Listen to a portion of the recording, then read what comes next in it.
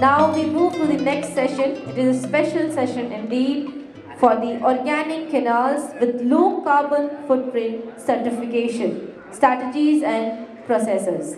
The address will be delivered by Mr. Nivedh Shetty in the house. Can we have huge applause for Mr. Nivedh Shetty? Mr. Nivedh Shetty is Marketing Director of Glue Dishbi Industrial Zone, that's GDIZ, Benin.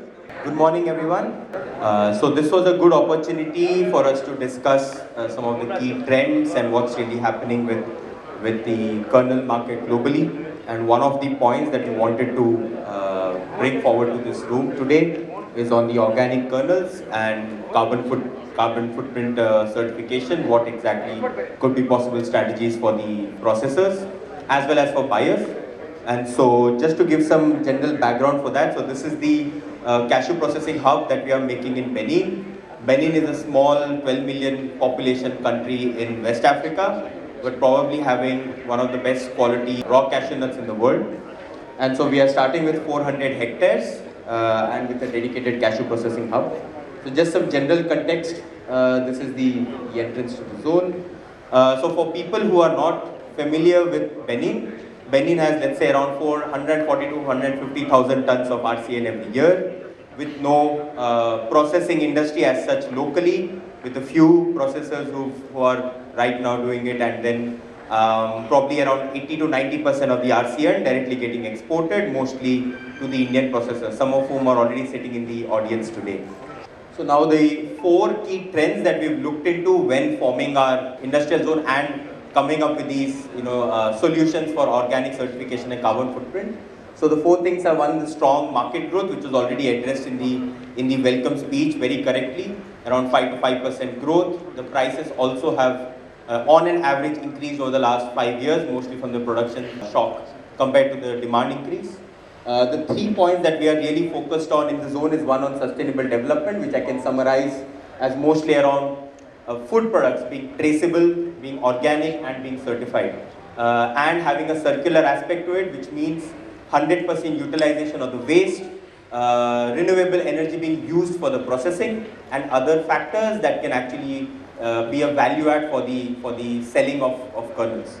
The third point is again the general healthy trend. As we can see that over the last 5 to 10 years, we've had a lot of vegan brands come in. People are looking towards new nuts and other such food products as, let's say, supplementary protein inclusions into their diet. And the fourth obviously being, in general, the relocation of transformation. We've seen that in West Africa over the last 5 years, a lot of processes are coming in.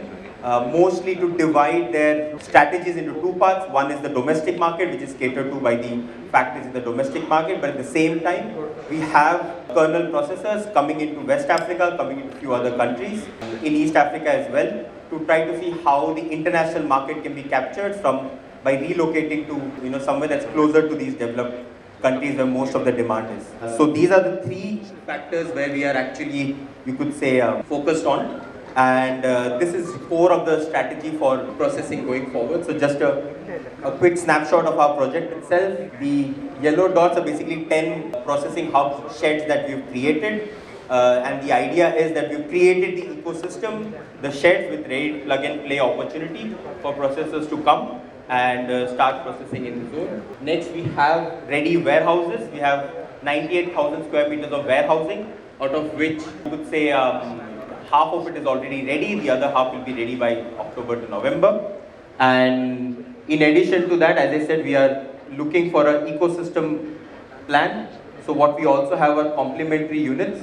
We also have drying areas, which are, let's say, the standard requirement for cashew processing. So throughout the year, to ensure that you have good quality RCN available for your processing, there will be drying areas available between the warehouses and the processing factories. In order to complete the system, now that you have the cashew units, you have the warehousing, you have the drying area, we are also setting up complementary units. So there is a carton box factory that is set up for the poly bags and vacuum sealed bags. That factory is also setting up right next to the zone. We have one jute bags factory coming up as well, because of the huge demand for jute bags in the region. And additionally, we are having a food lab actually at the corner, because to ensure that the necessary quality testing and preparation for exports is done. So all in all, you can see that all the necessary steps till the time you need to export, including truck terminal and container yard, are available for processors. And the reason this is required is because if you want a solid, reliable certification, both for tracing as well as for organic origins, you will have to make sure that all these facilities are there, tracked, traceable, and make it simple for international buyers to have trust in your certification for that purpose. And that's why we've tried to bring all these factors as close as possible. And so this one strategy, irrespective of whether it's in India or in West Africa, will have to be looked into. In fact, one point I would like to share on our general understanding of certification is this is our third project for certifying something for the US and European market. 10 to 12 years ago, we actually started with wood. We have a separate zone that's for wood processing, and today our certification has been successful in providing sustainable wood in teak wood in Europe for the last 10 to 12 years.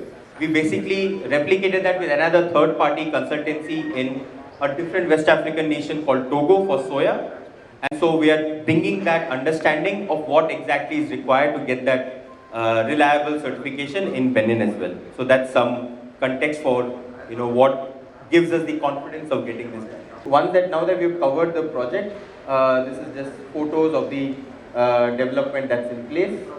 Yes, so just a few more photos. Next. Yeah, you can just operate it from there, that's fine. Four key aspects of our project as we explained. We have the development of the local know-how. We are working with both international and regionally available players for that.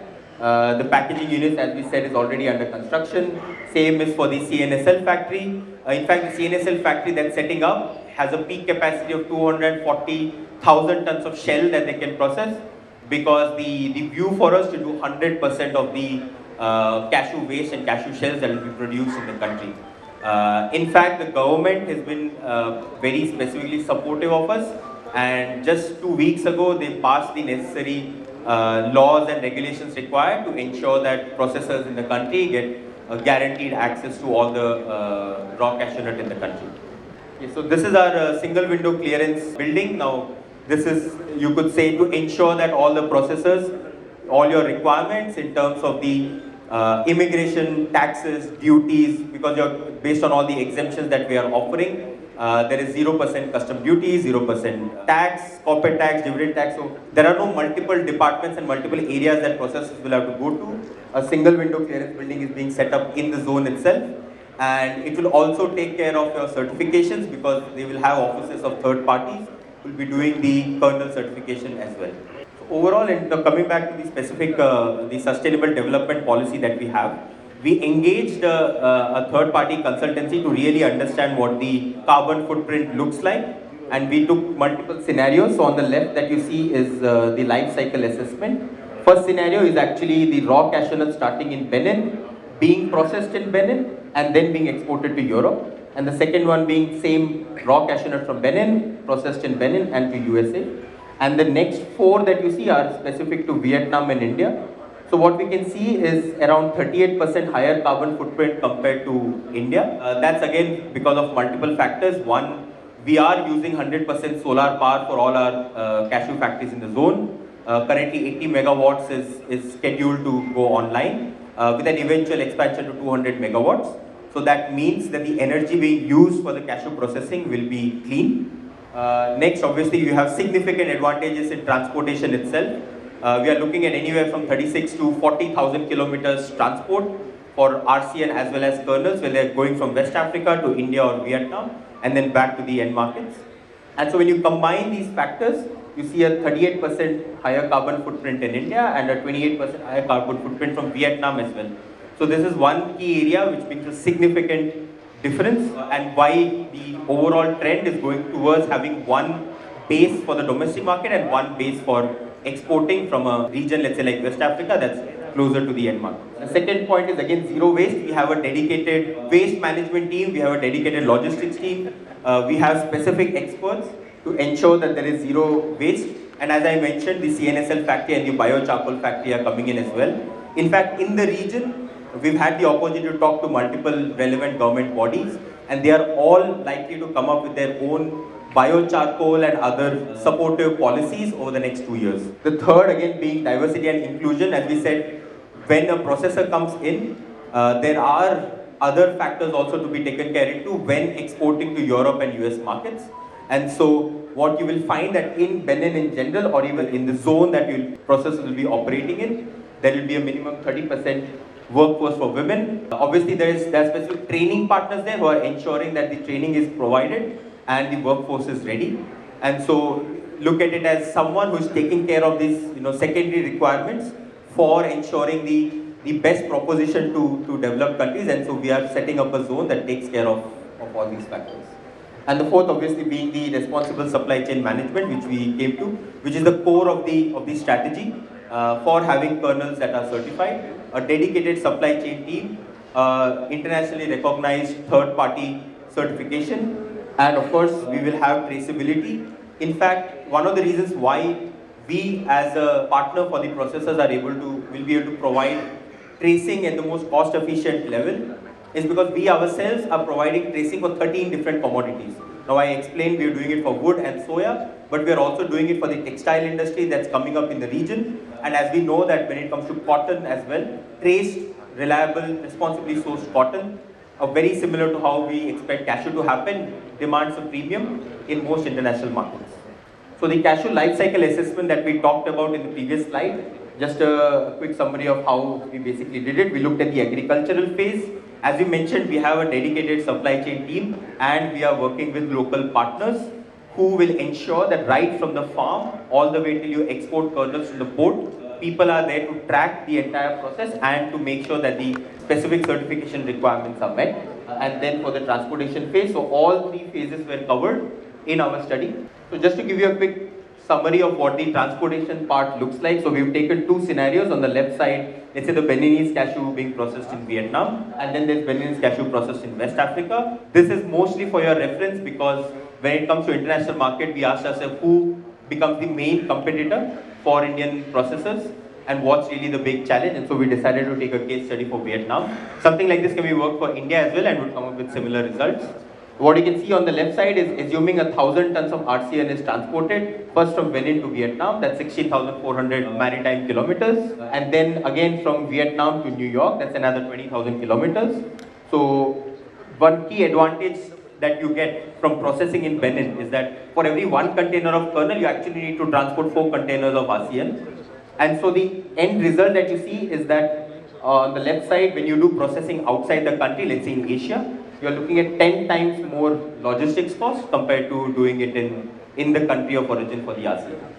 And so just as a pictorial representation, we wanted to show which is the other major point that comes in, not just for the carbon footprint as well, obviously, but also for your logistics cost. So these are a few of the clients that we've already signed. As we said, we are looking at 10 processors to start with. We are providing the ready plug and play opportunity, and the necessary certifications guarantee is from our side. Thank you very much for your time.